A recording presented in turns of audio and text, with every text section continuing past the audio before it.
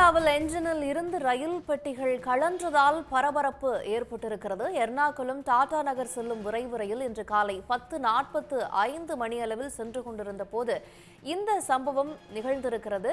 விவரங்களோடு இணைகிறார் எமது செய்தியாளர் சந்தோஷ். எப்படி இந்த விரைவு ரயில்ல என்ஜினில் இருந்து பெட்டிகள் கழன்றது? இதனால ஏதேனும் பாதிப்புகள் ஏற்பட்டிருக்கா? தற்போது என்ன நடவடிக்கையை ரயில்வே துறை எடுத்திருக்காங்க? அதாவது பாதிப்புகள் எதுவுமே ஏற்படல. ஏன்னா இது வந்து டாடா நகரி எக்ஸ்பிரஸ் இந்த ரயிலுக்கு பேரு. எர்ணாகுளத்திலிருந்து இன்று காலை புறப்பட்டு திருச்சூர் ரயில் நிலையத்தை வந்து அடைந்த பிறகு திருச்சூர்ல இருந்து ஷொர்ணூர் செல்லும் வழியில தான் வந்து வள்ளத்தோடுங்கிற இடத்துல தான் இந்த சம்பவமானது நடந்திருக்கிறது.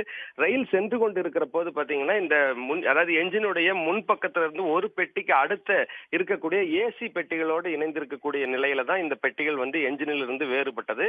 இந்த வேறுபட்ட அந்த சமயத்துல பாத்தீங்கன்னா ஒரு பெரிய சத்தம் அந்த பகுதியில் ஏற்பட்டிருக்கிறது. இதனால வந்து பாத்தீங்கன்னா அந்த பகுதியில் இருந்த மக்கள் எல்லாமே அங்க வந்து பார்க்கும்போது அந்த என்ஜின் தனியாகவும் பெட்டிகள் தனியாகவும் இருந்திருக்கிறதை பார்த்திருக்கிறாங்க. உடனடியாக இது குறித்து உயர் அதிகாரிகளுக்கு தகவல் அளிக்கப்பட்டது. அவர்களும் வந்து பாத்தீங்கன்னா ரயில்வே ஊழியர்கள் மற்றும் அதிகாரிகள் வந்து அந்த வேறுபட்ட பெட்டிகளையும் என்ஜினையும் வந்து இணைக்கும் பணியில ஈடுபட்டிருந்தாங்க. தற்பொழுது அதாவது இப்போ நமக்கு கிடைத்திருக்கக்கூடிய தகவல் படி தற்பொழுது அந்த என்ஜின் வேறுபட்ட பெட்டிகளும் இணைக்கப்பட்டு இந்த ரயிலானது ஷொர்ணூர் ரயில் நிலையத்துக்கு கொண்டு செல்லப்பட்டிருக்கிறது என்ற தகவல் கிடைத்திருக்கிறது. அங்க பாத்தீங்கன்னா அது ஒரு முழுமையான பரிசோதனைக்கு பிறகு இந்த ரயிலை வந்து தொடர்ந்து இயக்குவதற்கான நடவடிக்கைகளை வந்து ரயில்வே அதிகாரிகள் ஈடுபடுவார்கள்.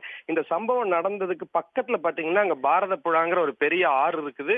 அதனுடைய அந்த ஆற்று பகுதிக்கு சென்றிருந்து இந்த பெட்டிகள் வேறுபட்டிருந்தால் பயணிகள் நிச்சயமாக ஒரு அச்சத்துக்கு ஆளாகி இருப்பார்கள். ஆனால் அதற்கு முன்பாகவே இந்த சம்பவம் நடந்திருக்கிறது. நல்வாய்ப்பாக இதுக்கு வந்து இந்த சம்பவத்துல பயணிகளுக்கோ வேறு எந்த பிரச்சனையும் ஏற்படவில்லை என்ற தகவல் தான் தற்பொழுது தெரிய வந்திருக்கிறது.